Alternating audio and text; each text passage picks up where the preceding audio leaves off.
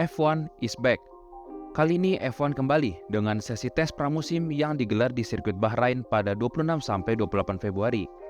Testing ini berlangsung selama 3 hari tanpa adanya batas jarak tempuh setiap tim.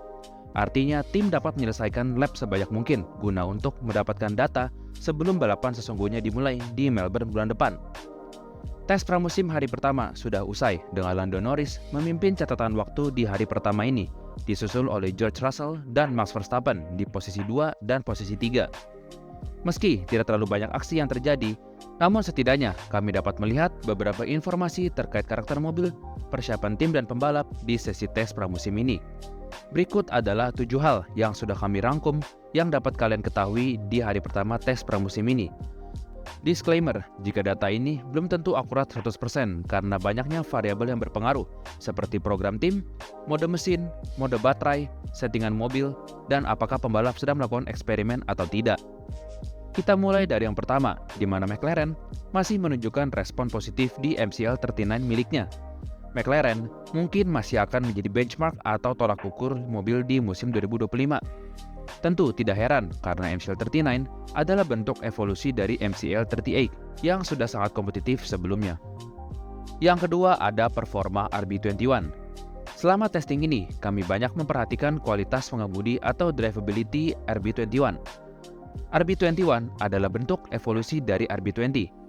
Desainnya tidak banyak berubah, sekilas memang sama, namun Christian Horner menegaskan jika memang mereka berfokus ke detail kecil yang ada di mobilnya, karena RB20 sudah memiliki fondasi atau basis yang kuat. Terbukti, mereka dapat menang 9 balapan dan 4 sprint dengan mobil RB20. Yang nampak terlihat adalah lekukan di ujung sidepod tidak seagresif di RB20. Lalu dak yang letaknya di ujung belakang halo RB20 diganti dengan semacam dak di samping ujung halo yang berfungsi untuk menstabilkan airflow dari depan. Dak tersebut tadinya letaknya vertikal, yang sekarang diubah menjadi horizontal pada RB21. Lubang di belakang headrest yang berfungsi untuk engine cooling juga dihilangkan di RB21. Lalu ada beam wing yang berubah.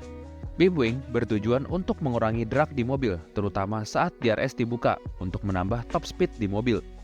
Namun beam wing ini umumnya tidak spesifik satu saja, melainkan mengikuti kebutuhan setiap sirkuit nantinya atau disebut dengan sirkuit spesifik. Bergeser ke area floor, pada bagian turning vanes dibuat lebih lengkung ke arah dalam. Kita lihat di RB20, turning vanes-nya agak sedikit melebar ke samping, dan di RB21 dibuat lebih melengkung ke arah underfloor untuk memperbaiki struktur airflow yang masuk ke area underfloor atau bawah mobil. Tidak lupa dengan flexi wing yang sudah mereka kembangkan habis-habisan saat winter break. Kelenturannya sangat ekstrim, namun ini pastinya akan dirubah saat memasuki GP Spanyol nantinya dengan diperketatnya uji coba kelenturannya. Lalu jika kita lihat performanya di track, RB21 masih sangat kuat di bagian depan atau bagian front end. Dengan beberapa kali, kita melihat mobil tersebut alami wheel spin saat keluar tikungan akibat lemahnya grip ban belakang. Understeer di mid corner masih terasa dengan Verstappen beberapa kali melebar akibat understeer tersebut. Namun kondisi cuaca di Bahrain yang sangat berangin dapat menjadi faktor juga yang membuat mobil understeer. Dilansir dari Red Bull, Verstappen dan Lawson keduanya memberikan impresi yang positif ke RB21. Verstappen merasa jika RB21 dapat lebih diprediksi di tikungan dan sudah lebih baik ketimbang RB20. Dari sisi Liam Lawson, meski ia sempat alami spin di tikungan 4, namun Lawson memberikan impresi yang sangat positif kepada Red Bull. Red Bull mengklaim jika mereka terkesan dengan performa dan feedback Lawson terkait performa RB21 di track saat testing kemarin. Namun masih terlalu dini untuk menilai Lawson di RB21-nya. Yang ketiga ada potensi SF25. Berdasarkan data yang diberikan F1, SF25 memiliki top speed yang bagus, namun mereka mengorbankan downforce yang dihasilkan. Belum begitu jelas apakah mereka sedang melakukan eksperimen atau tidak. Namun di sesi kemarin, kita melihat dari sisi Lewis Hamilton bahwa pembalap asal Inggris ini belum 100% nyaman di Ferrari dan masih dalam tahap adaptasi. Lewis beberapa kali kedapatan melebar di tikungan 10, lalu alami lock up dan belum menemukan kepercayaan diri di SF25-nya. Helmut Marko juga mengklaim bahwa performa yang diharapkan dari Ferrari sangat mengecewakan. Namun ini baru hari pertama, masih banyak hal yang bisa dieksplor lagi oleh Ferrari ke depannya. Yang keempat ada kemungkinan kembalinya Mercedes.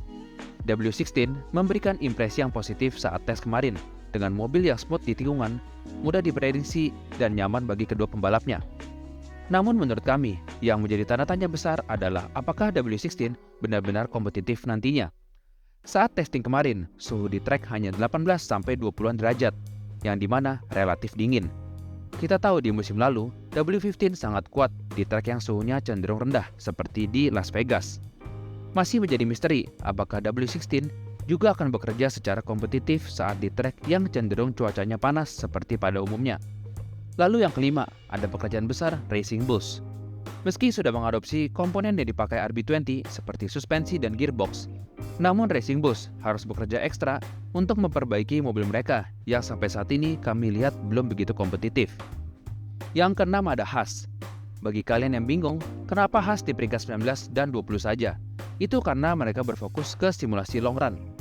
Pada saat Bearman diwawancara, Bearman mengatakan jika tim banyak berfokus di aspek long run untuk melihat degradasi ban dan bagaimana karakter mobil tersebut. Angin yang kencang juga menjadi sarana bagi Haas untuk menguji coba mobil mereka, yang dimana ia mengatakan jika angin kencang merupakan salah satu kelemahan mobil Haas. Yang ketujuh adalah semua tim memberikan respon positif karena dapat menjalani tes pramusim hari pertama tanpa adanya gangguan seperti tahun-tahun sebelumnya. Gangguan yang ada berasal dari luar tim, seperti trek Bahrain yang alami mati lampu, dan sesi harus diperpanjang 1 jam akibat listrik yang padam ini. Sejauh ini, itu saja yang dapat kami pelajari di tes pramusim hari pertama ini. Dan sejauh ini, yang cukup menjanjikan adalah performa RB21 yang kemungkinan dapat bersaing kembali di papan atas secara reguler. Sekian video dari kami, jangan lupa untuk like, komen di bawah, dan subscribe agar tidak ketinggalan berita F1 lainnya. Ciao!